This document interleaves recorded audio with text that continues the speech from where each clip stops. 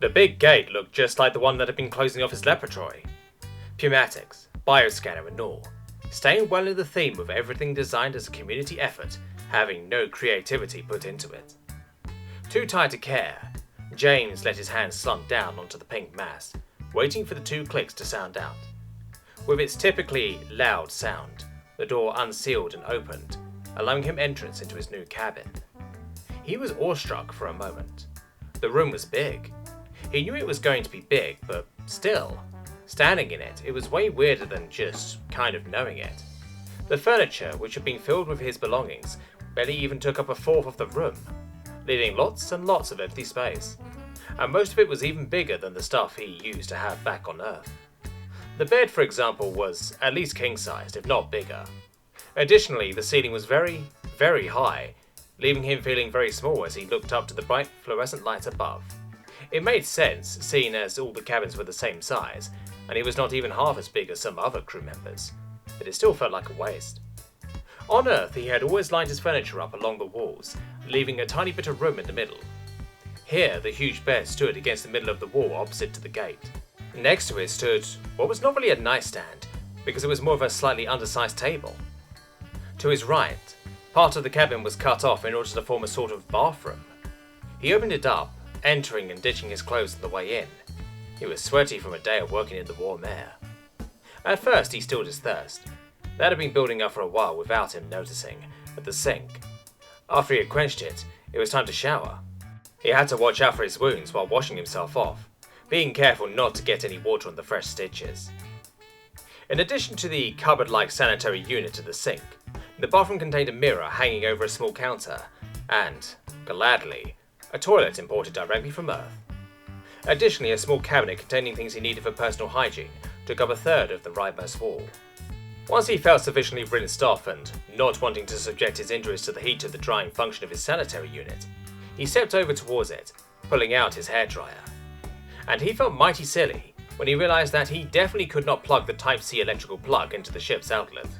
He shook his head, laughing, before wrapping himself in a towel and leaving the bathroom.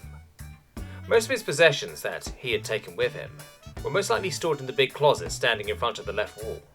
He got to work, rummaging through the different doors and drawers, making note where everything he found was stored, until finally finding the one holding many different kinds of electrical equipment, including the adapters necessary to make use of the appliances he had brought on board with him.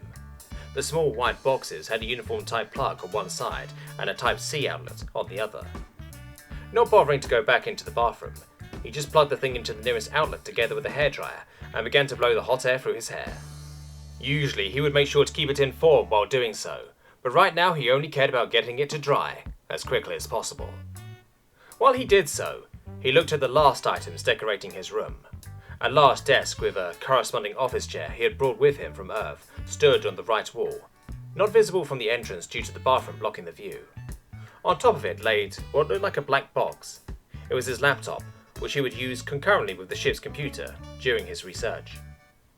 While the two devices were not compatible, he could do a lot of his work on the go and then just copy it into his workplace when done. That way he was not confined into his laboratory for long stretches of time. This was especially useful because he was much more familiar with the programs he had used for most of his education than with the ones the ship had to offer. The screen of the board computer was also located directly above the desk, a good bit too high to be used comfortably by a human-sized person. After a while, his hair began to feel soft and warm. Stroking through it slowly, he turned off the device and laid it aside. Rubbing his eyes, he stepped back over to the cupboard and decided to put at least some underwear on. While dropping the towel and stepping into his boxes, he once again felt the familiar, prickling feeling of eyes on his body. He shot around. Unlike the door of the isolation cabin, the door of his new domicile had no windows in it, and it was shut tight. He had not heard it open since he had entered. Also, the room had still been sealed up until he had entered a few minutes ago. In conclusion, there was no way somebody was with him in the room, or could otherwise see him right now. Yet every time he got more and more sure that he did not imagine things. On the other hand, he was definitely too tired to care right now, so he decided to drop it, until the next morning at least. The bed was too much of a temptation at the moment. The clock integrated above his bed, telling him that the day had reached its 8th hour by now. Only 2 hours until the next day. It really was a good thing he made his workouts himself, otherwise his Earth rhythm would probably be a big problem. The uniform measurements were all so short, at least the ones mattering day to day. Well, except for the uniform hours of course, which were pretty much just hours. In thought, he slowly meandered over to the bed, just tipping over forward, landing face first on the mattress. He lay still for a moment before awkwardly rolling to the middle of the thing without lifting himself. It took him a while, since the bed was way bigger than what he was used to. Quickly, he ordered the room systems to shut off the lights. With a click, the room fell into darkness. When he had finally made himself comfortable, he debated whether or not he should slip under the covers, and while it was definitely too warm for that, he knew that not tucking in would not really be helping his insomnia, and he could really use a good night's rest. So he quickly wrapped himself in the blanket, immediately feeling like having entered a soft, fluffy sauna. But being wrapped as a tight bundle of blankets was how he slept the best. However, it still took him a long time to finally drift off to sleep. His sleep was deep and plagued by strange dreams. Even in outer space, he somehow was still dreaming about not having studied for some test in school, or about some surreal family gatherings he never had any part in. When he awoke, he felt sweaty and hot, his mouth dry as a bone. Also, his right arm had fallen asleep and had turned limp at his side. He struggled out of the blanket and bed, ordering the lights back on with a hoarse voice. It took him a while to finally free himself from the mass of fabric, especially since his right arm was pretty much useless and his left arm still hurt from his wounds. Once he had freed himself at last, he immediately started massaging his, by now aching, right limb, using his left hand to move it about a bit, then slowly forming a fist and releasing again, until feeling finally came back to it in the form of 1,000 ants crawling around underneath his skin. Slowly, he dragged himself into the bathroom to freshen up a bit. A few minutes later, he stepped back out into his room, finally feeling at least somewhat like a human again, having finished his morning routine. He also picked up the clothes he had just left lying on the ground yesterday and threw them into cleaning. He yawned as he wandered over towards the closet in order to get dressed. His arm was already looking much better than the day before. He really had to wonder exactly how sharp Sheeta's claws had to be in order to cut him so cleanly. Maybe he would ask her about it sometime. Or would that be weird? His stomach growled, interrupting his thoughts and reminding him that he by now had probably not eaten for almost a day. He glanced over his shoulder at the clock. It was halfway between the 5th and 6th hour. He scowled as he realized that he had not slept long at all. But right now, eating was more of a priority. While still pulling his left sleeve over his arm, he made his way towards the door, ordering it to open. The metal gate noisily made way for him. The hallway was unusually busy. The early shift had just ended, so many crew members were returning to their quarters, either to get some rest or just making a pit stop before going on with their day. Luckily for him, members of the research team were not integrated into the shift system. Once again, he weaved around his colleagues, trying not to either get trampled or accidentally tipping someone over. Of course, most crew members were considered enough to also dodge him, but it was much easier for him to just get out of the way if a collision was imminent. And that strategy worked well enough, until someone coming from the opposite direction had the exact same idea. The both of them collided hard, and James had to stumble a few steps back. The other person was not as lucky, having lost their balance and landing on the ground with a painful-looking impact. "Oh no, I'm so sorry," James immediately called out, leaning forward to extend a hand to the person he had accidentally knocked down. "What the hell are you made of?" the person on the ground replied, while slightly propping themselves up. "For a second I thought I'd run into a damn wall." They looked up at him, seeing his extended hand, and took it. With little effort, James pulled them to their feet, and in the motion, he realized that he recognized them. "Yeah, again, sorry about that," James said, while he looked to the big figure rubbing their back from the pain. "You're Pippa, right?"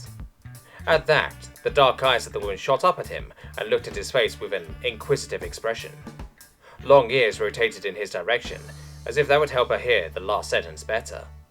Then, after a few seconds, the light of understanding filled her squint.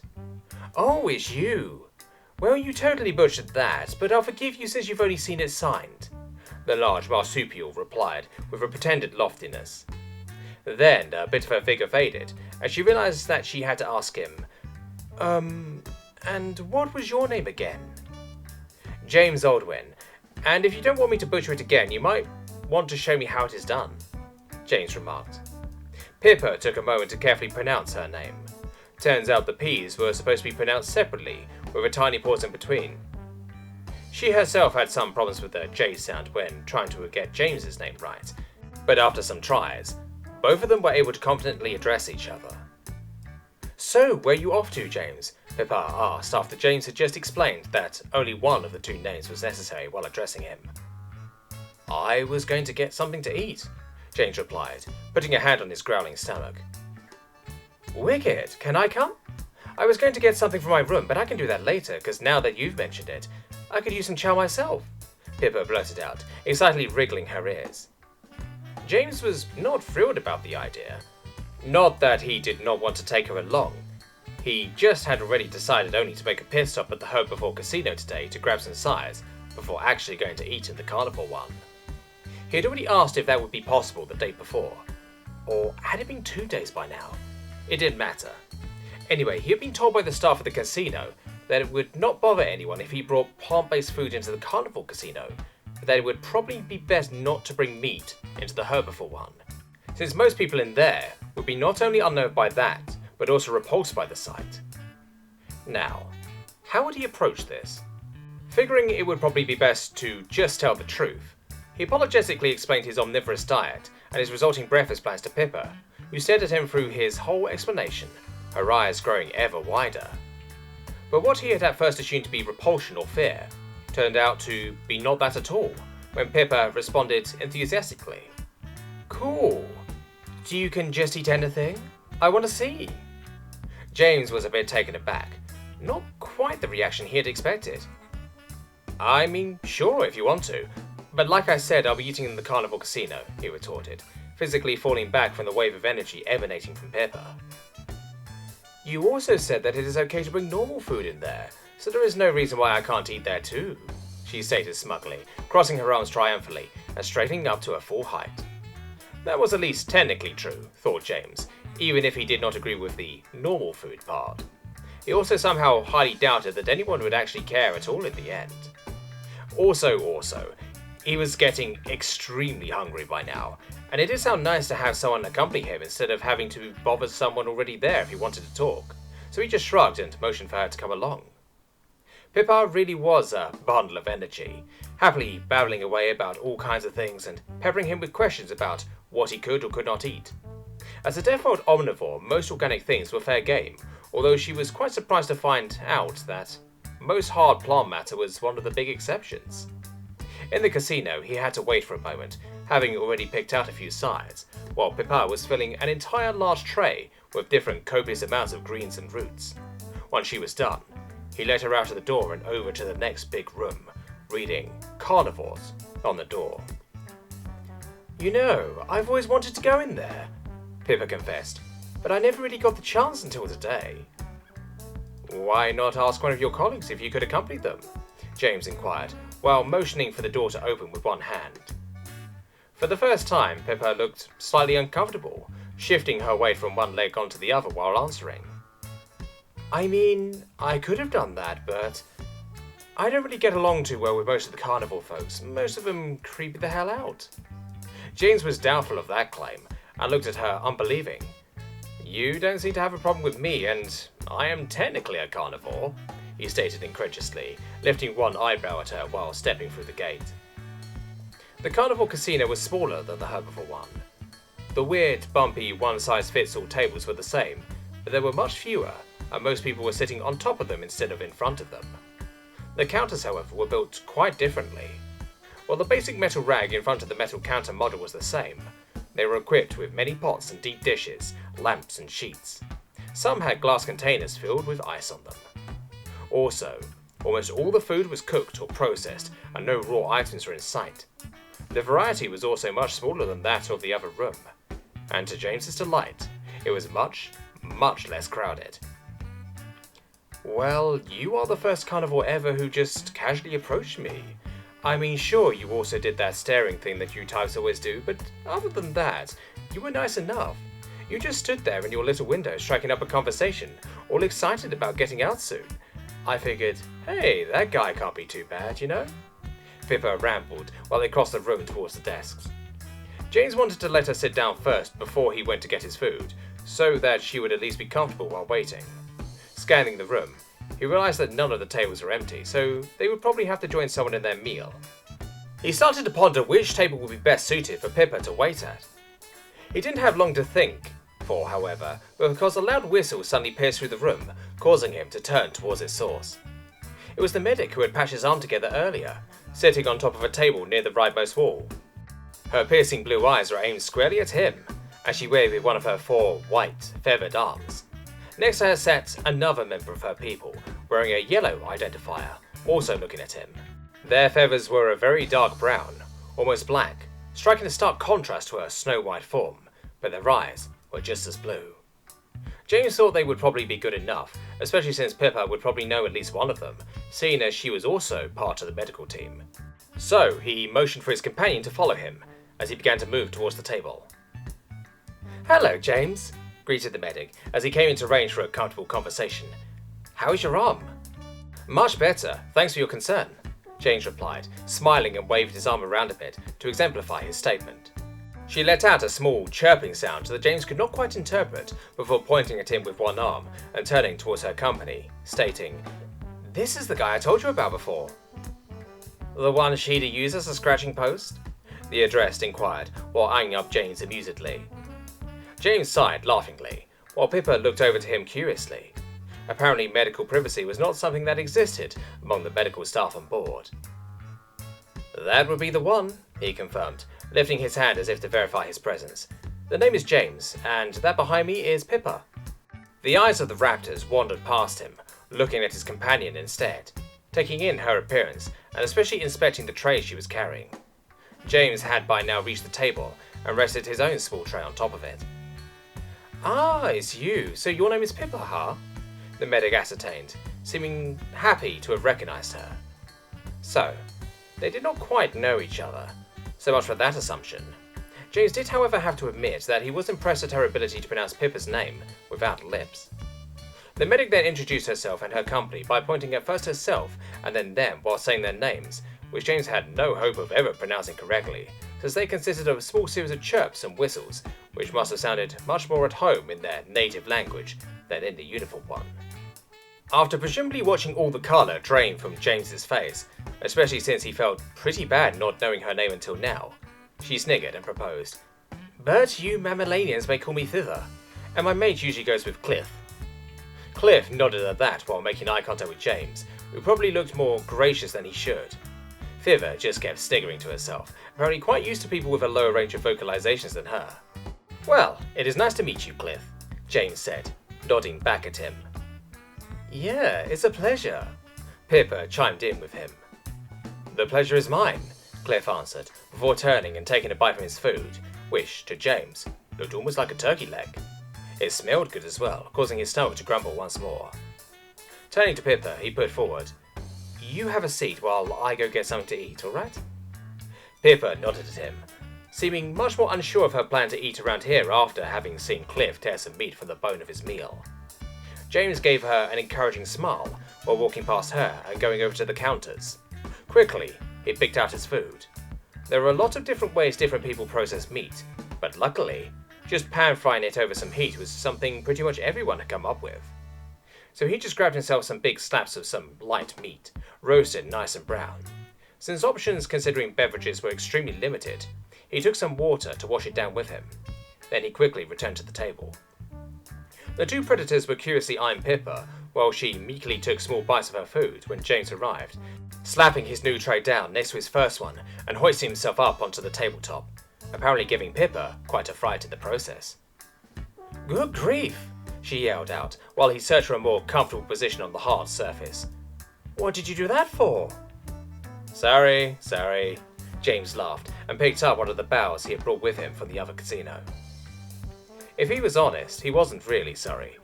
He was one of those assholes that enjoy giving people a little scare every now and again. "So, not to be intrusive or anything, but why did you decide to eat here?" Thither asked, tilting her head.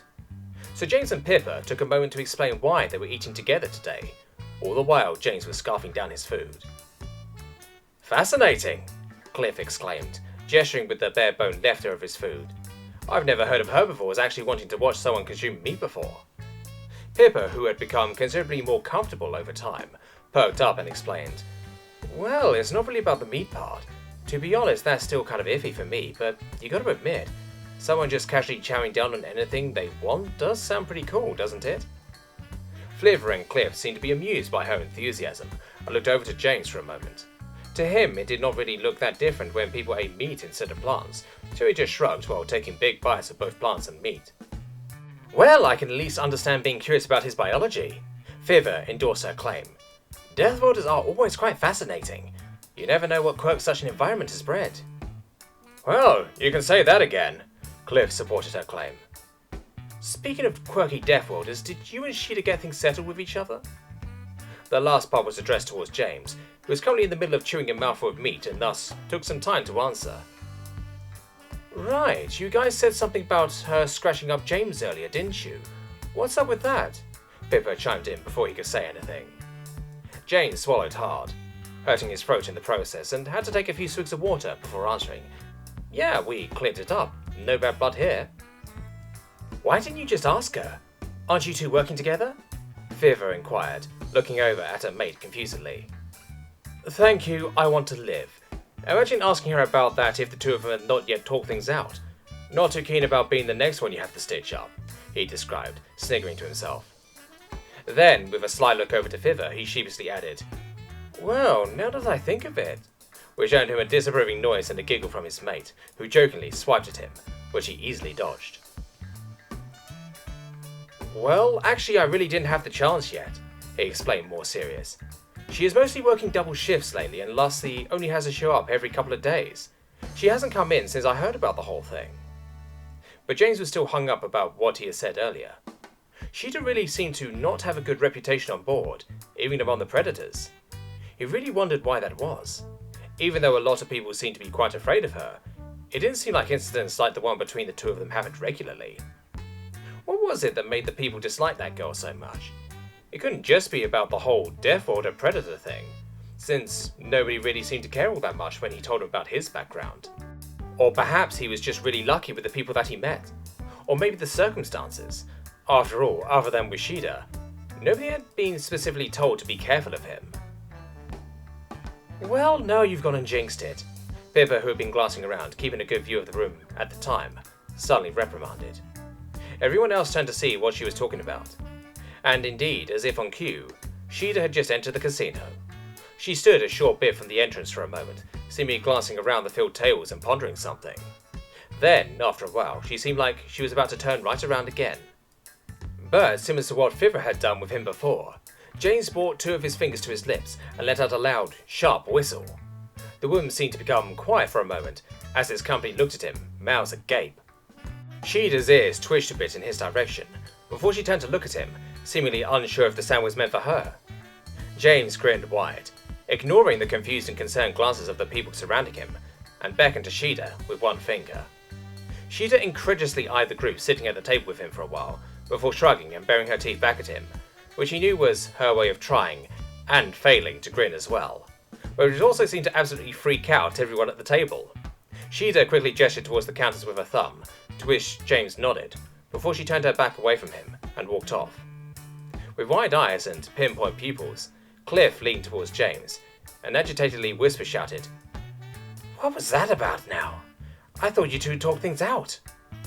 Next to him, Pippa began to look like she had just seen a ghost, and if she was human, she would probably have been pale as one too. I don't know about this, James, she quietly spoke up. You two didn't seem exactly thrilled to see each other. Why'd you call her over in the first place? Flivver contained her emotions better than the other two, trying to look more curious than nervous, but James could still tell that she, too, was very unsure of the situation. He just shrugged, feigning ignorance as to why they all seemed so nervous. Why not? It didn't like she wanted to sit anywhere else, so I thought she might as well sit with us, he answered nonchalantly.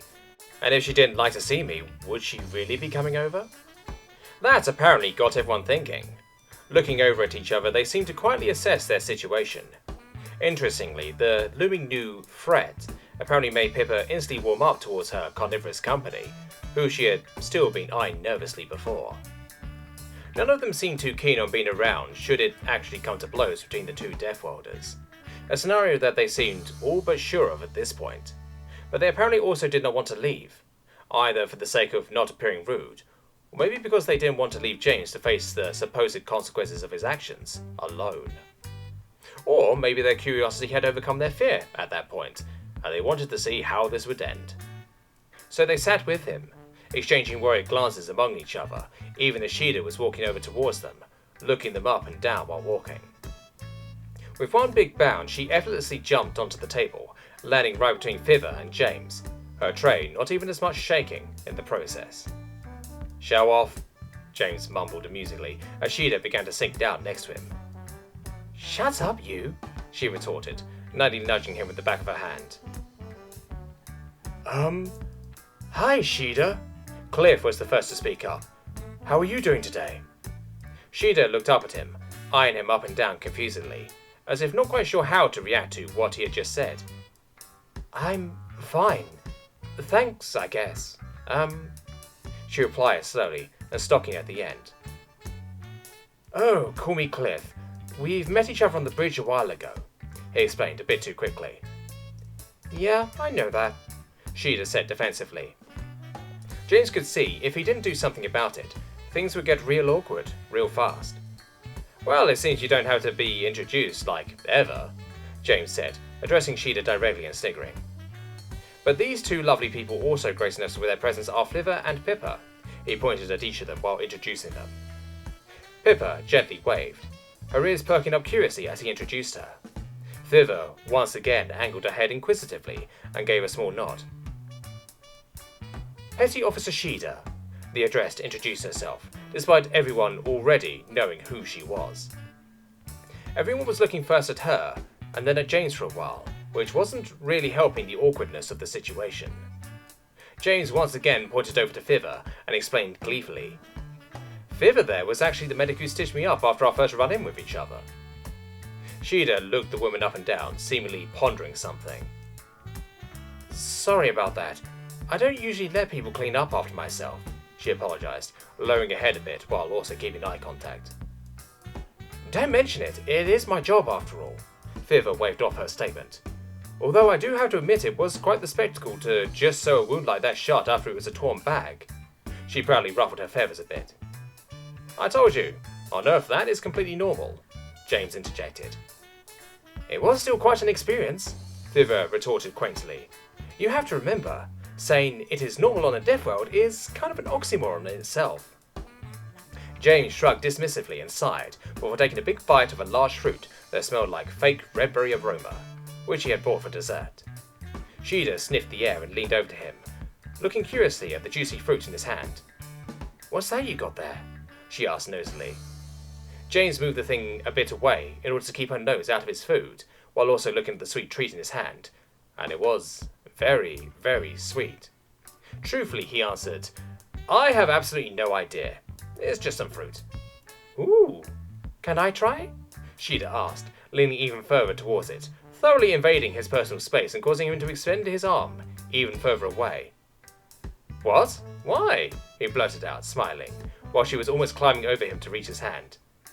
"I don't think you would like it. I'm not even quite sure if you could taste it." In the back of his mind, he remembered something about felines not having taste buds for sweet tastes. "Well, I can still try it," Shida retorted, by now forcing James to physically lean back away from her, causing Pippa to quickly step away in order to not get caught up in whatever was happening. And with one final push of the two of them, they lost balance. Tipping over, James landing flat on his back, with Shida crashing on top of him, still reaching for the fruit. James couldn't help but burst out laughing. "Okay, fine. It's your stomach you're upsetting," he laughed, finally handing her the fruit while also pushing her off of him. Shida looked very satisfied with herself while triumphantly holding the big crop in both hands, her tail waving from side to side excitedly. Still chuckling, James struggled back into an upright position, taking a deep breath once he had managed to sit up again. Then his laughing faded, when he, while looking around the table, realized that everybody else looked not any longer concerned, but absolutely mortified. Pippa had not, as he had thought, only taken a step back from the two of them wrangling with each other, but had instead walked a good bit away from the table, now eyeing him jittily. On the other side of the table, Flivver and Cliff were tensely looking back and forth between him and Shida. Cliff had apparently been in the middle of getting up and was only slowly sitting back down, with Flivver pulling his arm, seemingly trying to either calm him down or hold him back. Still eyeing them confusedly, James asked, what's up with you guys? Causing Shida to shift her attention away from the fruit and towards the people at the table as well.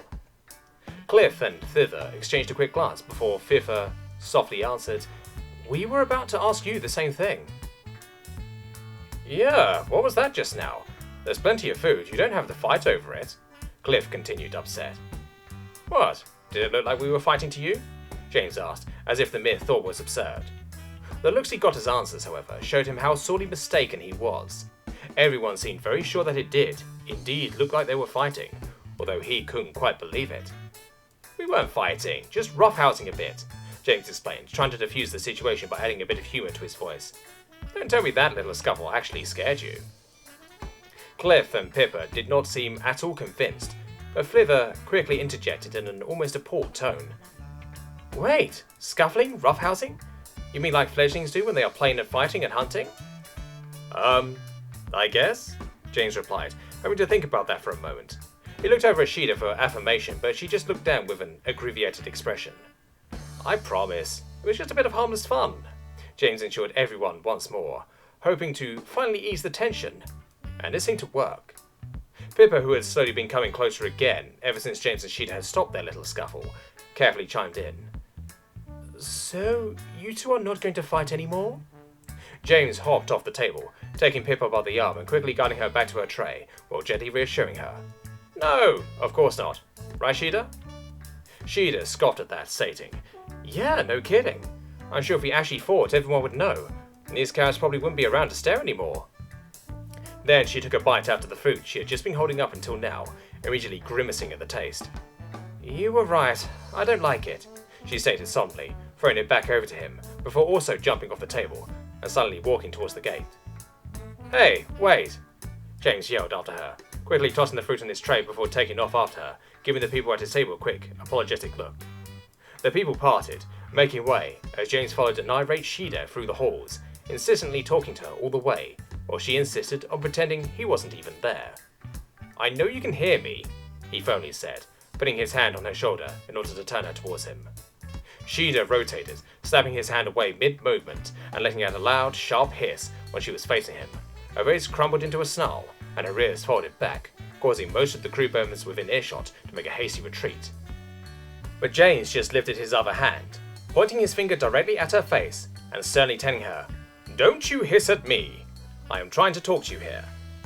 By now it shouldn't have surprised Shida that her display would not work on him, but it did, at least, seem to take her out of it enough to calm her down a bit. "And what would I want to talk to you about?" she asked, still antagonizing him, but at least not openly aggressive anymore. James took his hand down and folded his arms, putting on a disappointed expression. "Oh, I don't know," he suggested sarcastically. "Maybe why you just walked out on us like that." "Why would I? We've known each other for a day. I can damn well do as I please without telling you a damn thing," she lashed out at him, forming a wide bow with her arms. "Of course you can do as you please, and if it was just that I wouldn't have bothered. But that right now was not you just wanting to leave," he responded sternly. "And you know that, huh?" she asked, exasperated. "Because you know me so well, am I right?" James sighed, rubbing his temple. "Of course I don't. I'm not arrogant enough to think I know anything about you yet. Hell, you know way more about me than the other way around right now," he answered, forcing his voice to calm down. "But I don't have to know you to be able to tell that something is bothering you."